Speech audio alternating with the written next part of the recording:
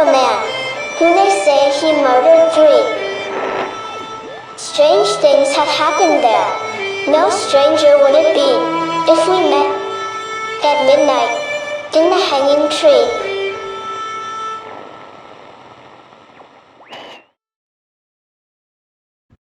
Welcome to the show. I'm your host, Chris James.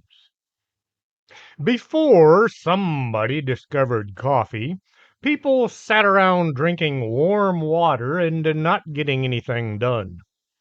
Coffee was so good at motivating people, the authorities tried to ban it. They wanted to keep people from possibly rising up and offering them the pointy end of a sword. Today we drink coffee and we get things done. First, I drink coffee, and then I do stuff. Organic Man Coffee Trikes gets things done. 4501 McPherson here in Laredo, or organicmancoffeetrike.shop for the rest of y'all. Coffee is fruit juice, and fruit juice is good for you. Once more, I dug through that impressive list of subjects for Paranormal Rundown, and I was surprised to not see Le Lion as one of them. I guess Avalon Leanne Dankworth Smythe, what a name, might have to add the name so the guys can discuss him on their show.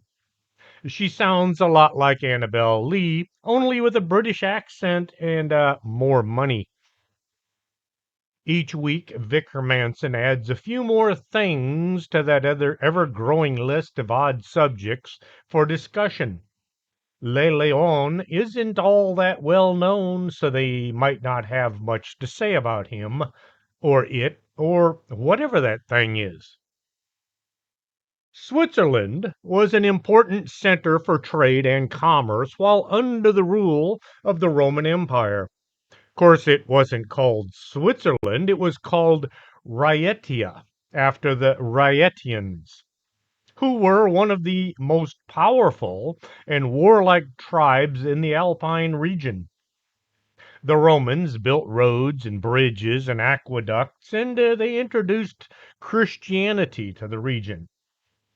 Rhaetia remained under Roman rule until the 5th century when Germanic tribes invaded and they tried to establish their own kingdom. Switzerland was formed in 1291 by a bunch of folks living in the mountainous region as a defense against the Habsburg dynasty of Germany, who wanted to conquer all of Europe.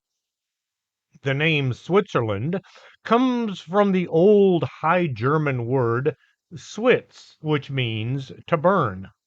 The name can be translated to mean the land of charcoal burners, which was first used to describe the region in the early 14th century. Until 1848, internal conflict was common.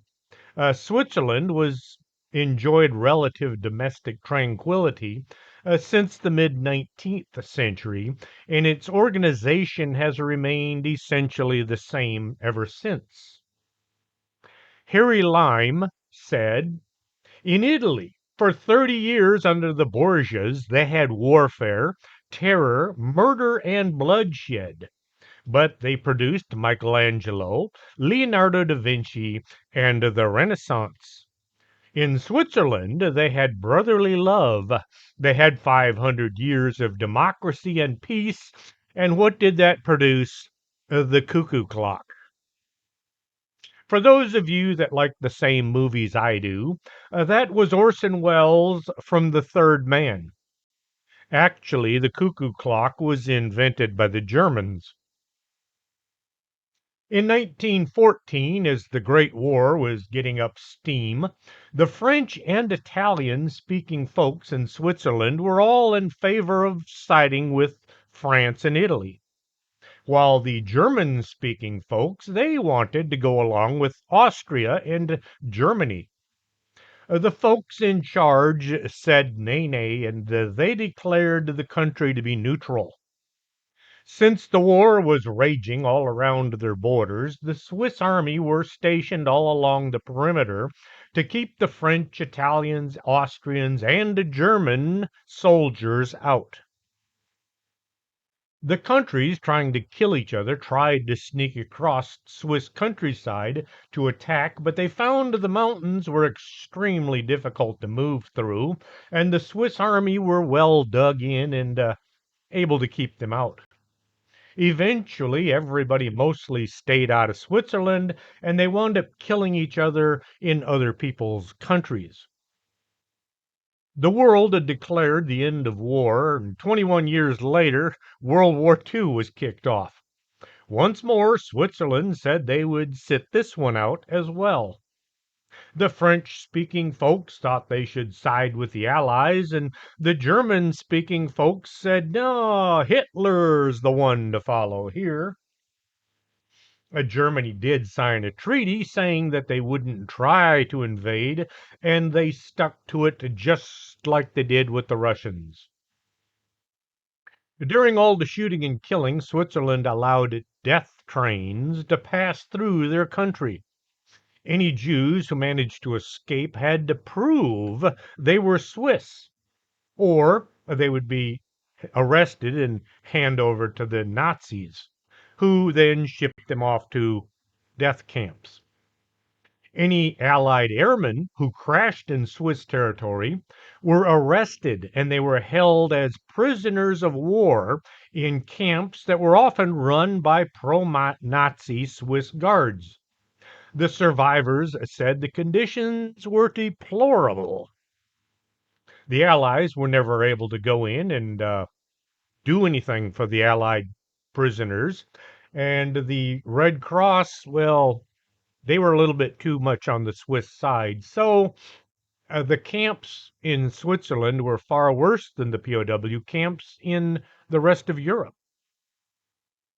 Switzerland also made quite a huge profit selling munitions to the Nazis, and they held massive piles of gold stolen from Jewish death camp prisoners. Neutrality at its best.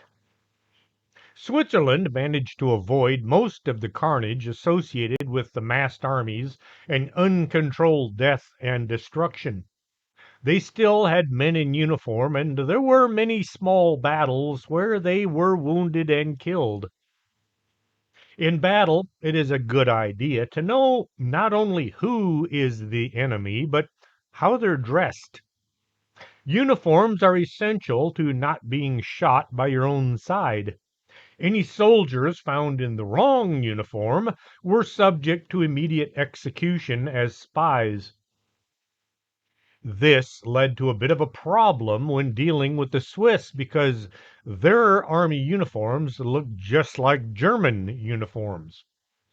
All except for the Swiss Guard, of course, who look, well, I'm not going to say it, but orange and blue stripes do not look very warlike, and maybe a bit festive.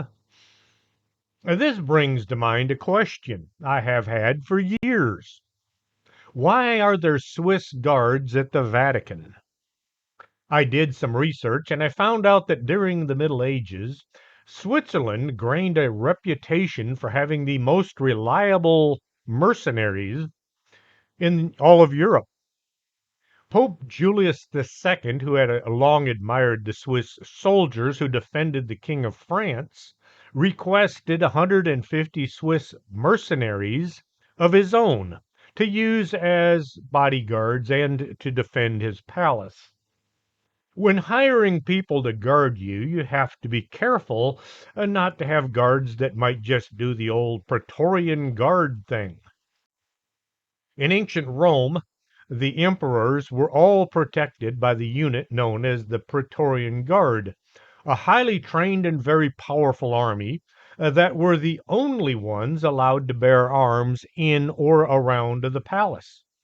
These guards killed at least a dozen emperors who got on the wrong side. That's not a good way of protecting someone. Well, Pope Julius wanted to stay alive, so he asked for 150 Swiss guards. Today, there's something like 135 of them, and they have those colorful blue and orange uniforms. Do any of y'all remember those wild and stupid looking Secret Service uniforms that Nixon came up with? They looked like something from the circus. I'm getting to the Swiss mystery, just setting the stage here. In the late 1990s, reports began to emerge from Switzerland of a bizarre man walking about through the forest wearing a gas mask.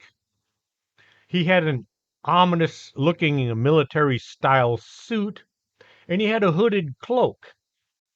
He would be seen by folks in and around the woods, and he almost always terrified them.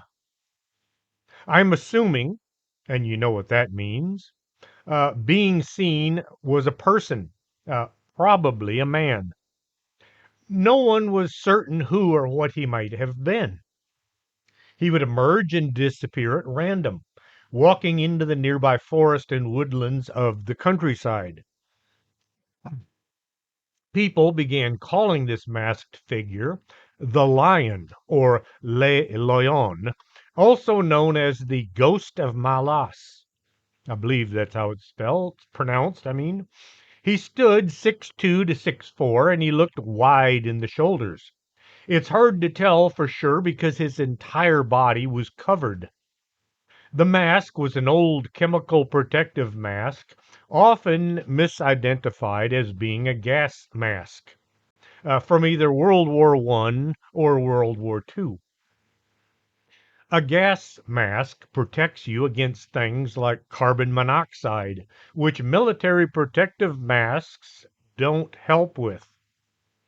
The filters are only effective against chemicals, not gas. Because everybody likes to call them gas masks, I'm going to do so as well. Just don't think I don't know the difference. Sergeant Cobb would have a fit. No one stands in the trenches yelling, chemicals, chemicals. No, they yelled, gas, gas. And they banged on a steel bell. The first protective masks were actually gauze bandages soaked in urine. They thought that the uric acid would counteract the chlorine. Oh, come on. The Romans used to brush their teeth with urine. Everybody is quick to blame the German army for using gas during World War I. However, it was actually the French that did it first. They sent tear gas into the German trenches, hoping to weed them out. Well, it didn't work. One thing led to another, and the next thing you knew, they had all kinds of nasty, horrible gas that they could kill each other with. One of the first sightings of Le Leon dates back to the early 1990s or early 2000s. In one of the reported sightings, a local woman said that she had seen a huge man dressed in a military uniform and wearing a gas mask. The name Le Leon was added later on. The subject was seen picking flowers along the trail, and he was startled when she saw him. The outfit did not go along with the activity. Why dress in a chemical suit to do gardening? To say it's odd is not nearly enough.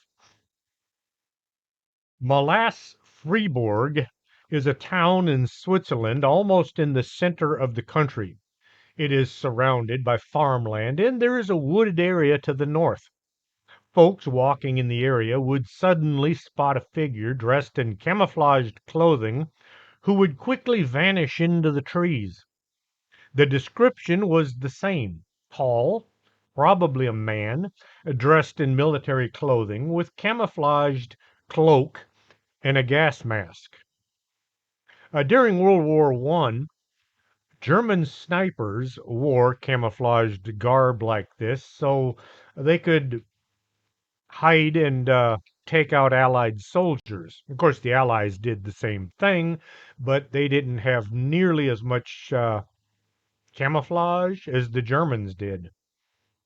A lot of soldiers in World War One were shot in the head, in the face, somewhere in the upper part of the body, simply because when you stick your head up over the trench, that's the part you see first.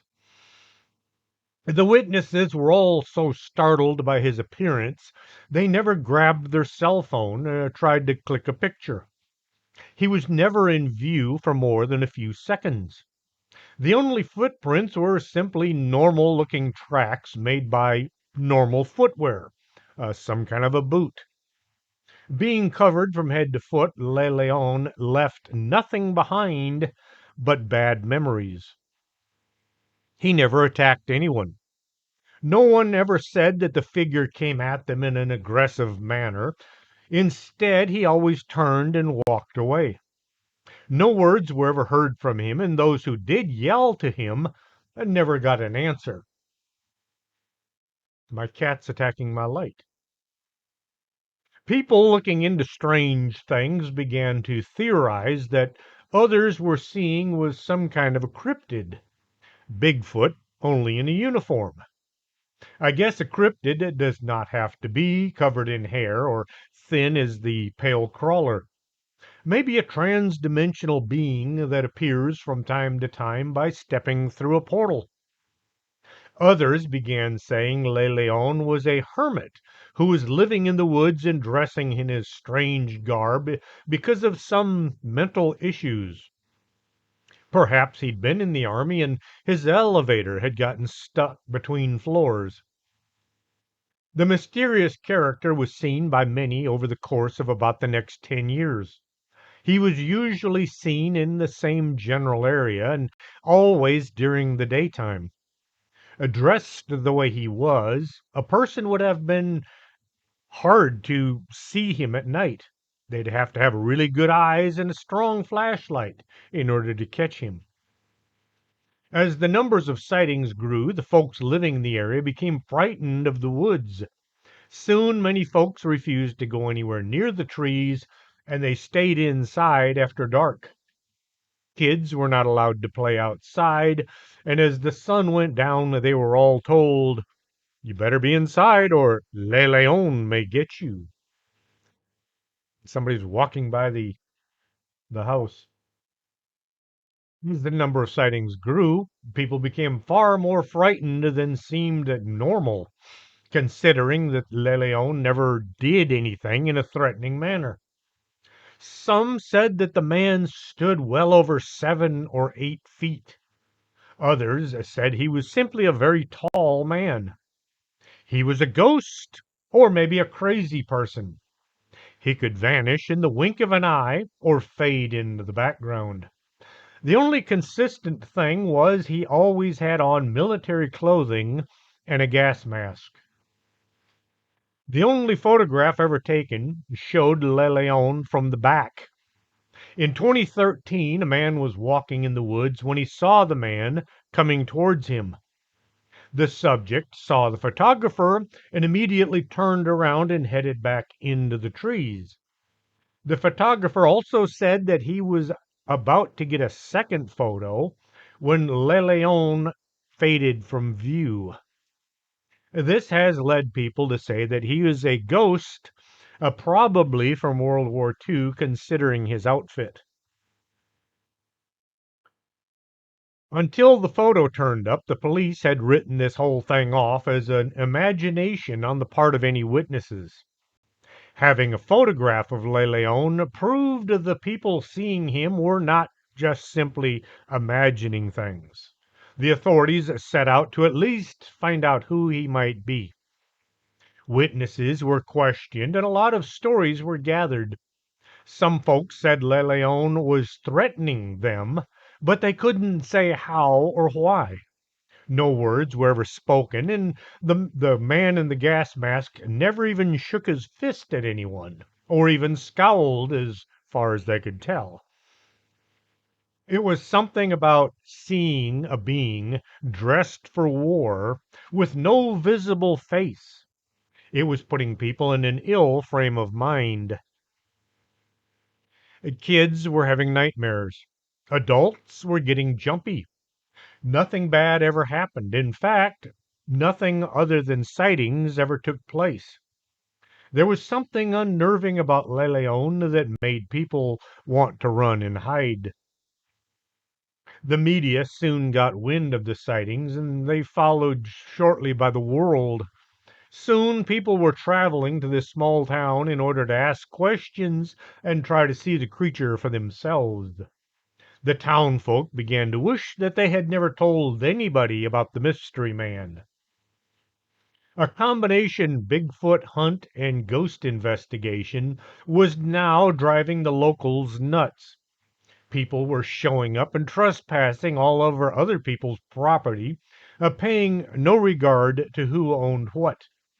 The mission was all important, and that mission was find Le Leon and see if he was a human or other. In late 2013, several months after the picture of the man in the gas mask appeared in the newspapers around Switzerland and online media platforms across Europe, a website named Le Matin published what they claimed was a suicide note written by the mystery man. According to the report, the note surfaced in a clearing where most of the sightings of the Le Leon had occurred, along with a long, hooded cloak like trench coat. The note said, the constant glare of attention, particularly since the publication of the picture in that year, had led him to believe that this end was better than the risk of a hunt for a beast by the public. It also said, you do not seem to know Saucher Massage. You would discover it takes everything to make a world. Born in January 1836, Leopold Ritter von Saucher Massage was an Austrian nobleman, writer, and journalist who gained renown for his romantic stories of Galatia. The term masochism is derived from his name, invented by a contemporary Austrian psychiatrist, Richard von Kraft Ebing. Massage did not approve of his name being used in such a way. The attention from these would-be investigators did far more damage than Le Leon ever even hinted at.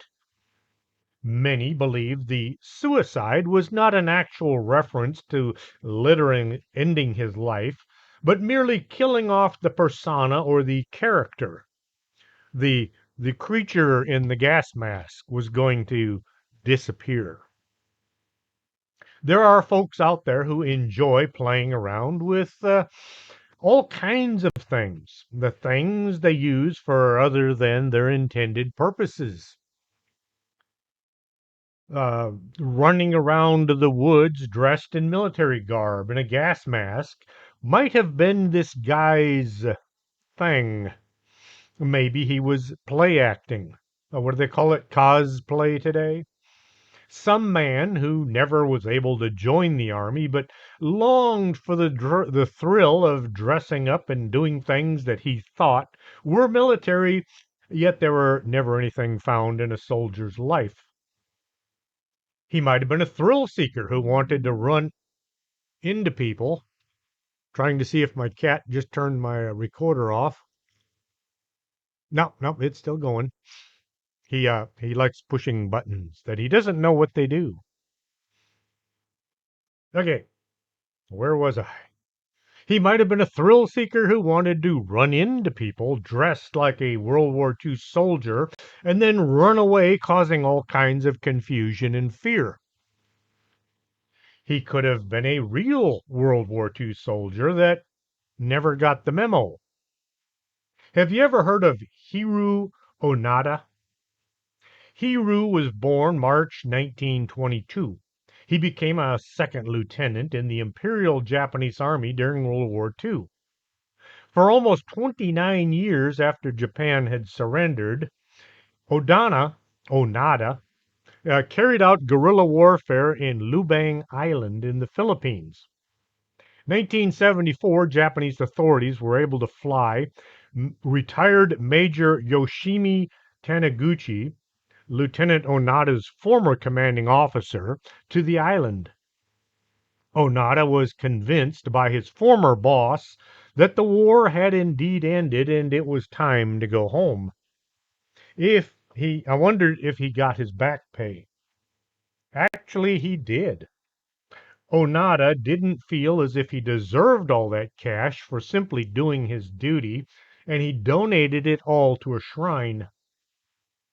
Onada received a hero's welcome once he got home, but he found that Japan was not the country he had left. The folks in Lubang, they thought he should have given the money to the families of the people that he had killed after Japan surrendered, but that didn't happen. If a Japanese soldier could hold out in the jungles of the Philippines, could a soldier also make it in the Swiss Alps for 55 years? Say a young man who joined or was voluntold to put on a uniform might be able to find enough food, but what about the cold weather? Freezing temperatures are hard on old bones. Well, heck, they're hard on young bones. Le Leon could have been a real World War II soldier who didn't survive. His ghost may have been seen roaming the woods near where he had lived before going off to fight whoever the government told him to keep out of Switzerland. The whole thing about dropping his gear and declaring an end to this hunt for a beast by the public may have been just cooked up by another person with nothing better to do while living in his parents' basement. None of the witnesses ever said the clothing found looked just like what they had seen. Anytime there's a rash of sightings, the pranksters and the thrill seekers will climb out of their basements and try to do stupid things. Dressing up like Bigfoot and running out in front of cars. Dressing up like a monster and running around somebody's home. Somebody who owns guns. The trip to the emergency room isn't worth it. We don't know if all the sightings of Le Leon were the same person or several, all using the same basic gear. It wouldn't even have to be the same style. Anyone seen wearing camouflage and a gas mask, well, they would just simply put the name to it. Stories of the Green Man started to develop when high school kids would spot a green glowing apparition walking along State Route 351 near Coppell, Pennsylvania. One resident at the time remembers seeing the Green Man on her way home from swimming. She said, "I was so scared, it was unreal." Kids being kids and with nothing pressing to do like saving the world or watching Oak Island, would drive around late at night trying to catch sight of this mystery. Those who did were shocked by what they saw. Many wished they had stayed home. A green, glowing humanoid was walking along the side of the road. It would turn and hide its face as the cars went by. Not all mysteries are just stories to tell around a campfire. Not all monsters are bad people. In 1919, Raymond Robinson was 8 years old. He had clomb a tree and was reaching for a nearby bird's nest at the top of an electric pole when he was hit by 11,000 volts of electricity and sent flying to the ground in a literally blinding flash. The high voltage burned Robinson's face and arms, leaving holes where his eyes and nose had once been. Despite his horrific injuries, nurses and his family said he was in good spirits and he could still hear and talk. For the next 65 years, he kept himself to himself in his family home in Capel. For money, he made belts and wallets and doormats, and he'd sell them to generate some income. The only time Robinson would leave his home was in the middle of the night.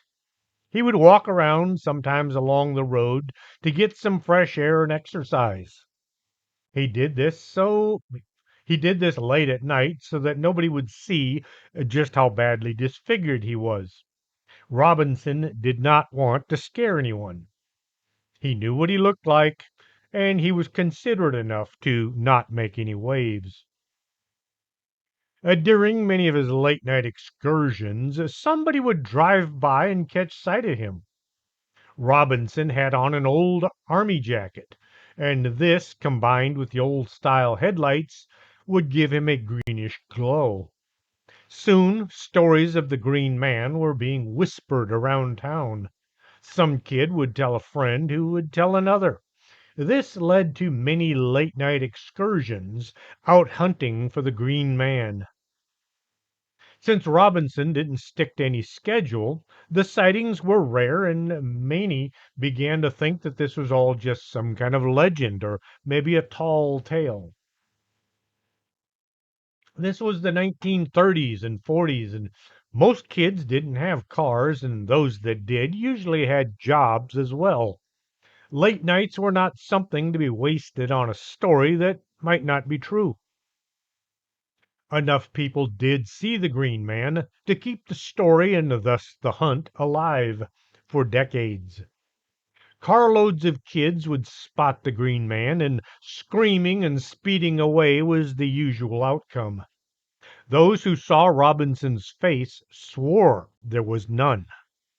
The Green Man now became known as the Faceless Monster or Faceless Charley.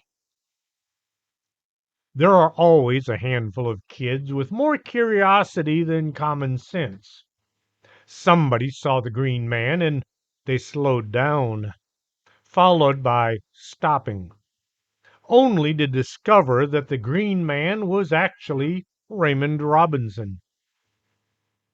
Robinson was not open to talking to strangers, seeing as he knew how he looked. Some teen realized that Faceless Charley was a person and not a monster. The teen offered Robinson some beer and a cigarette. Soon others were driving not along the road, but to Robinson's house to hang out and tell stories. The Green Man kind of lost its mystery. What good is a legend that's going to sit down and drink a beer and smoke a cigarette with you? Raymond Robinson passed away in 1985 at the age of 74 from natural causes.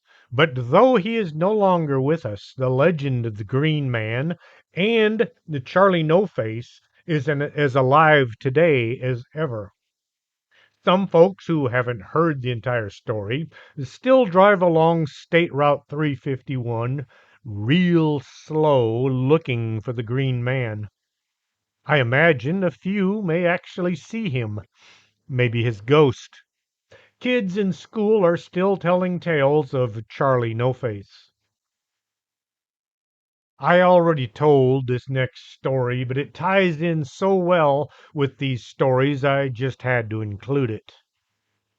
Between 1949 and 2009, a bottle of cognac and 3 roses had been left at Edgar Allan Poe's grave marker every January 19th by an unknown visitor, affectionately referred to as the Poe Toaster. Poe died at age 40 in Baltimore on October 7th, 1849, under some really mysterious circumstances. The Poe Toaster tradition may have begun as early as the 1930s, according to some witnesses. The unknown visitor continued showing up annually until 2009. Each year in the early hours of the morning of January 19th, Poe's birthday, a black-clad figure carrying a silver-tipped cane, his face obscured by a scarf, would enter Westminster Hall and Burying Grounds in Baltimore. The visitor would pour a glass of Martell cognac and raise a toast. He then arranged 3 red roses on the monument in a distinctive configuration and departed, leaving the unfinished bottle of cognac behind. The roses were believed to represent Poe and his wife Virginia and his mother-in-law Maria Clem, all 3 of whom were originally interred at the same site. Just a side note for those of you that don't know a lot about Poe, his aunt, his cousin, his wife, and his mother-in-law were all buried in the same gravesite along with Edgar Allan Poe. There are only 3 bodies. Poe had married his cousin, who then became his wife, and his aunt became his mother-in-law. Yeah, they used to do crazy things like, oh, people still do crazy things like that today. The significance of the cognac is uncertain as it does not feature in Poe's works, and he was not known for drinking such an alcoholic beverage. A note left in 2004 visit suggested that the cognac may have represented a tradition of the Toaster's family rather than Poe's. Many of the cognac bottles are kept at the Edgar Allan Poe House and Museum in Baltimore. On several occasions, the toaster left a note along with the roses and cognac. Some notes were simply expressing of devotion, such as, Edgar, I haven't forgotten you. And in 1993, a cryptic message stating, the torch will be passed. In 1999, a note announced that the original toaster had died and that he was being replaced by possibly a son. Subsequent eyewitnesses noted that the toaster appeared to be younger after that. Spectators never interfered with the toaster's entry, tribute ritual, or departure, nor was anybody connected nor was any concerted effort made to identify the individual. Anyone attempting such action were requested to leave by the faithful watchers. 2010, the Poe Toaster failed to appear. The 2009 bicentennial of Poe's birth would mark a logical endpoint. In 2015, the Maryland Historic Society organized a competition to select a new individual to resurrect the annual tribute in modified, tourist-friendly form. The new toaster, who will also remain anonymous, would make his first appearance during the daylight hours on January 16th. 3 days, actually January 16th, 3 days before Poe's birthday. I say no. The Poe Toaster was somebody who was devoted to the writer and poet. This was not some touristy event, but a tribute to the man who invented so many of our writing genres today. We should just leave the ritual alone. I like watching that TV show, The Maine Cabin Masters. I told my wife if the construction company I worked for had acted that way, I'd still be working for them. Never work for relatives. They will work you to death and they'll act like they're doing you a favor every payday. Something like 90% of the folks in Maine live just a few miles from the coast. That leaves a lot of territory for somebody to roam without ever seeing another person. Northern Maine actually gets their electricity from Canada. There are several roads that you cannot access from the United States. You have to enter Canada and then drive back into the U.S. Folks with cabins in Maine usually seem to leave them unlocked. With nobody around to keep an eye on things, if somebody wants to break in, they'd simply mess up your door. Cabins in Kennebec County were constantly being entered and things removed. Not valuable like radios or tools, small things like candy bars, canned goods, gas containers, things you left on the shelf for your next visit. It got to a point that people were telling the sheriff somebody is entering and taking things and it's getting annoying. Folks were also talking about the North Pond Hermit, who just about everybody had heard of, yet nobody had ever gotten a view of him. It was just a legend being passed around on warm nights. Game Warden Sergeant Terry Hughes was responding to an alarm when he spotted a man coming from the Pine Tree Camp in Rome, Maine. This led to a questioning that led to an arrest. On April 4th, 2013, Christopher Knight, 47, was booked into the Kennebec County Jail. Then the real story came out. Christopher Thomas Knight was born in Maine and he graduated from Lawrence High School in Fairfield, Maine in 1984. He completed an electronics course at Sylvania Technical School, and he took a job installing home alarms in Waltham, Massachusetts. 1986, Knight abandoned his job and he took a road trip throughout the South before abruptly driving back to Maine. When his car ran out of gas, he stepped into the woods and he didn't speak to another human for the next 27 years. He was 20 years old at the time of his disappearance. His parents never bothered to report him missing to the police. He said later that they were an all right family, but they believed in giving him his own space. Lots of space, like 27 years worth. Gee, I wonder whatever happened to that son we had. Better not worry about it. Knight told how he survived the bitter cold, minus 32-degree nights by waking up during the coldest part of the night and pacing his camp until he got warm. He took cold sponge baths, shaved, and cut his hair to avoid looking suspicious in the event that he was spotted by anyone.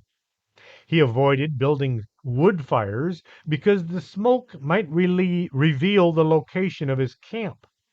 He used a propane camp stove to cook and melt snow for drinking and bathing. Stolen propane cylinders were transported in canoes borrowed from vacant camps. He would paddle along the shadowy shoreline of the pre dawn hours to avoid being silhouetted on open water. Knight concealed his thefts by sprinkling pine needles over the used canoes when he returned to them to make them appear that they had been undisturbed. He stockpiled supplies to remain in his camp from November through March to avoid revealing his location by footprints in the snow. Knight said he only took what he needed. He isn't mad at people, he just likes being by himself. The last news story he remembers was when Chernobyl went ballistic.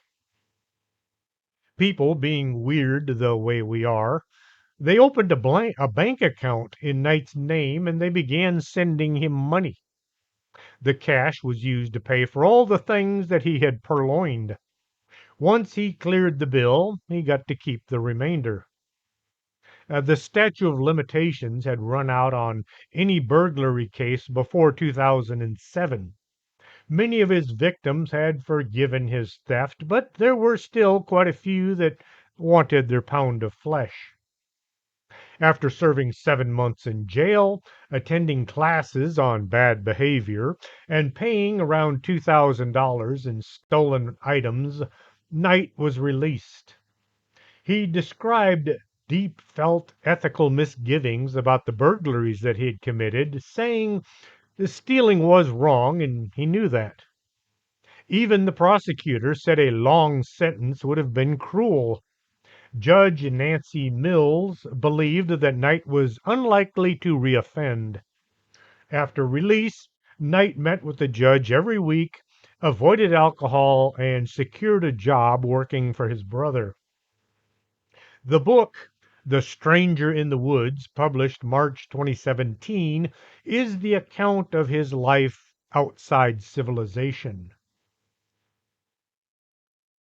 Mehran Karimi Nasiri was born sometime 1945. Some people knew him as Sir Alfred Mehran. Nasiri was born in an Anglo-Persian oil company settlement located in Masjid Salamin, Iran. His father was a doctor working for the company, which allowed Nasiri to grow up relatively comfortable. Nasiri said he was the result of an illegitimate affair and that his mother was actually a nurse from Scotland uh, who had been working at the same hospital as his father. That was just one story the man told. He also said that his mother was from Sweden. Nasiri was never able to show any proof of either mother's nationalities. Authorities say that his mother and father were both Iranian, so he had no claim to any other nationality as a citizen. In September 1973, at age 28, Nasiri went to the United Kingdom to take a 3-year course in Yugoslav studies at the University of Bradford. I'm always amazed by some of the things that folks will study as a form of higher education. They get a piece of paper with their name on it, and the rest of us are supposed to acknowledge them as being of superior intellect. Yugoslav studies is not something that you can use to create a business or find a job. These studies involved a country from the 19th century, not even modern Yugoslavia from today.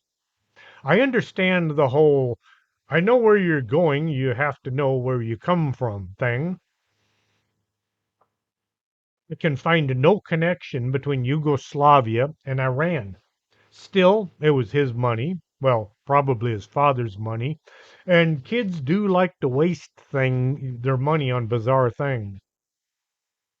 Nassiri told authorities he'd been expelled from Iran in 1977 for protesting against the Shah.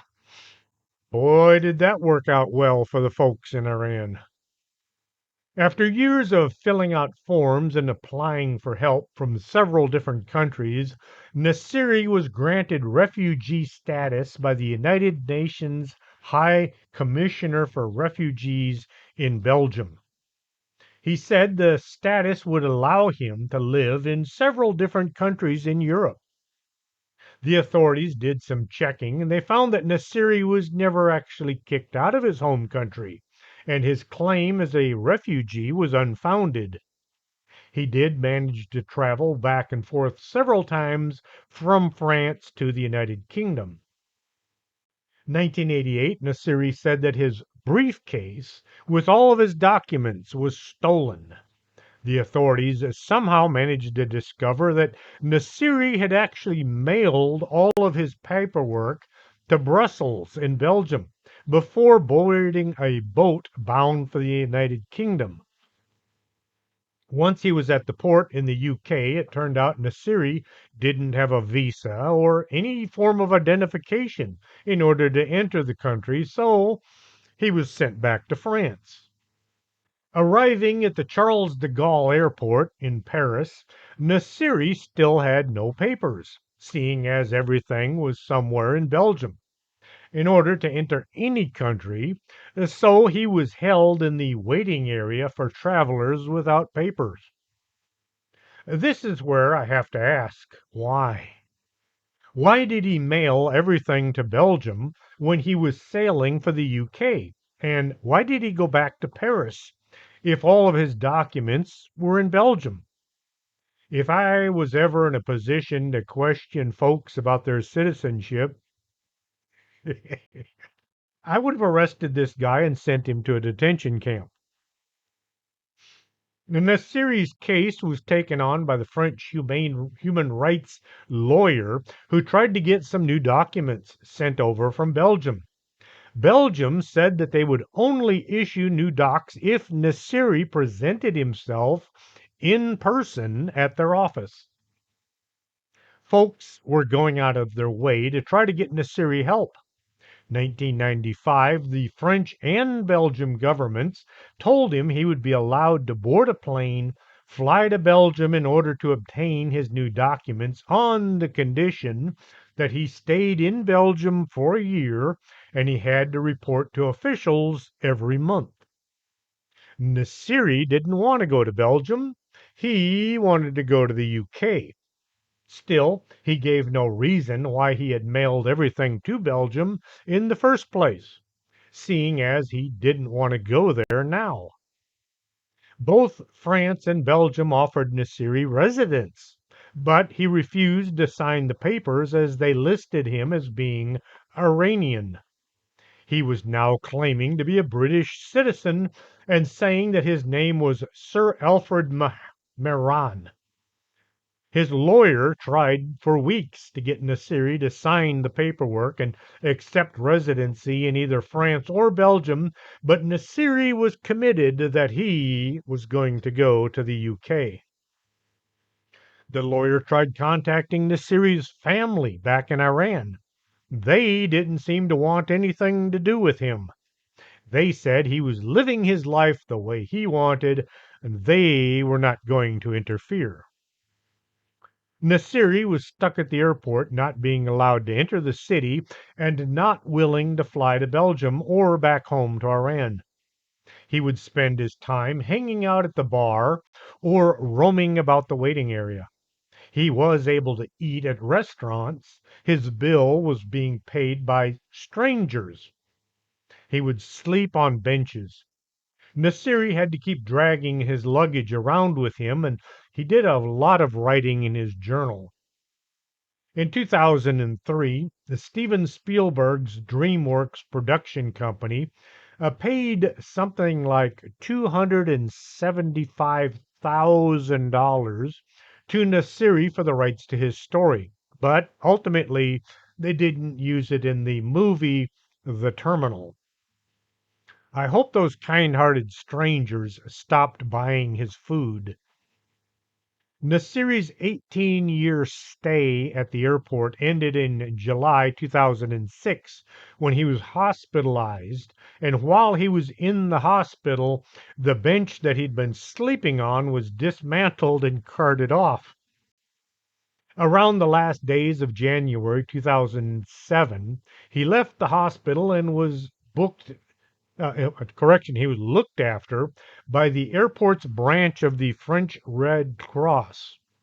He was given a room in a hotel for a few weeks close to the airport. March 6, 2007, he was transferred to the Mauls Charity Reception Center in Paris. By 2008, he had moved into a Paris shelter, only to return to the airport and begin waiting once more. I have been in many airports, and I consider them the worst part of traveling. The food is expensive and it sucks. The benches are uncomfortable and lousy for sitting, let alone sleeping. I do have to say, though, when flying from Fort Knox, Kentucky to Houston, a coach and I had meal vouchers for dinner. We called him Coach because he had been a football coach before joining the Army. The man working the counter at the restaurant looked at us in our Class A uniforms and he said, "You boys must be hungry." And he proceeded to load up our plates until it was spilling over the edges. When we got to our boarding location, there was a line of people all waiting to get out the door. Several flights had been canceled, and so about 6 airplane loads of people were all trying to get into one plane. Well, we got into line at the very back of the pack, and some airport official saw us, and he said, You two, come with me. And he took us to the very front of the line, and we got on a plane headed back to Houston. So I must say, we were quite well taken care of while in uniform. In November 2022, Nasiri died at the airport from a heart attack. Why he insisted he was a British citizen, I have no idea. Both his parents were from Iran. The tryst his dad was supposed to have had with a Scottish nurse was never proven, and his dad said it never happened. Why Nasiri mailed all of his documents to Belgium, knowing he would need them in Great Britain, is anybody's guess as well. And now, for a true story that actually happened to me. I was working the Houston Intercontinental Airport back during Operation Desert Storm. We were supposed to be on the lookout for terrorists trying to sneak into the country. We were working 14 to 16-hour days, 7 days a week. Dying from boredom, we would volunteer to escort people back to planes leaving the country. These were folks whose paperwork was screwed up or they didn't have proper documentation to enter the country. A lot of forged documents. One day, two of us were told to take a young lady to a flight bound for Mexico City. She had a border crossing card and it was legit, which allowed her to enter the country. But she was also carrying an ID from a big fancy store where she had been working. You can't work with a border crossing card. Her card was canceled and she was being sent home. I must say, she was very happy and cheerful as we escorted her to the plane. She insisted on walking between us, and she hooked her arm around ours. My partner was left-handed, so his pistol was on the left side away from her. She chatted with us like we were longtime friends, there to see her off on her flight back home. People walking by us would stare at two guys in Border Patrol uniforms walking arm in arm with a young lady. She was about 4'8" or 10. I'm 6 feet tall, and my partner was 6'2". She was so happy to be thrown out of the country. She said she didn't hold it against us because we were just doing our jobs. She also said it would take her about 2 days to get her paperwork fixed so she could come back. She then invited us to visit her at home if we ever got to Mexico City, and she gave us her address and phone number. She wrote it on a piece of paper and gave one to each of us. I don't have it anymore. Well, there are some things you just don't do. Well, once we got her to her plane and in her seat, we had to wait for the plane to taxi away just in case she tried to do a runner. With the hatch still open, we could see her sitting near the door. As we stood there waiting, she suddenly leaped to her feet and rushed off the plane, came over and gave us each a big hug and a kiss on the cheek. She went back, sat down, and then she proceeded to blow kisses at us out the open door for about the next 5 minutes. The stewardesses were all giving us really weird looks. As the plane was pulling away from the jetway, we both kind of were at a loss as to how we should feel about this one. She was so nice and cheerful. I wonder if she made it back to the U.S. that same week, or did it take her a little longer to get her paperwork secured? You meet such interesting people when you least expect it. I have met a few unusual people in my time here on Earth, not just at the Houston airport. There are some really bizarre folks here and there who make life interesting. A lot of people try to avoid any odd run-ins with people who not only march to a different drummer, but they dance to it as well. I wonder whatever became of Le Leon. Did he simply hang up his army uniform and get on with his life, or did he find some other way of making life interesting for the folks living in Switzerland? The Poe Toaster said he was turning the mission over to someone else. His chosen follower gave up way too soon. For 54 years, the original Poe Toaster paid his respects to one of the world's most interesting writers. His replacement only lasted 6 years. Was this because the replacement wasn't up to the task, or was this by design? The bicentennial of Edgar Allan Poe's birth was a good date to end the ritual. There are hundreds of more interesting stories out there.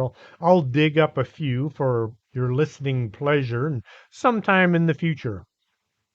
If you would like to support the show, you can buy one of my books at Amazon.com. Look for the Laredo Paranormal Research Society, Fort McIntosh and the Paranormal Laredo, or Paranormal Stories. And just out, you can find a book called simply UFOs. Uh, the the artwork on the cover is a bit dark. The picture was taken at night, and it was of a flying saucer that someone had seen. And when I was putting the book together, it looked really sharp. And once I got copies back, it's a bit dark, but it's still readable. Just a whole bunch of UFO stories that I've collected over the years. Maybe half of them can be found in the other books that I wrote, but there's quite a few that you may have never heard of. Don't forget, I will be in Jefferson, Texas, August 18th or 17th. It's Saturday. Next month, it's like in 2 or 3 weeks. 3 weeks. August 16th or 17th, we'll be doing the UFO Con in Jefferson, Texas. I talked about it on other shows, so you can find it there. I have a bad memory for dates. Hopefully, I'll be there the right night. Otherwise, Craig Woolheater will be upset with me. Until next Saturday, this is Chris James for Strange Things.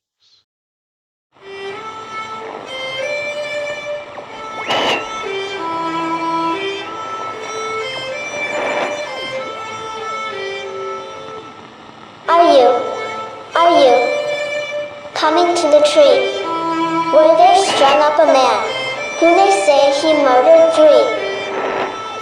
Strange things have happened there. No stranger would it be if we met at midnight in the hanging tree.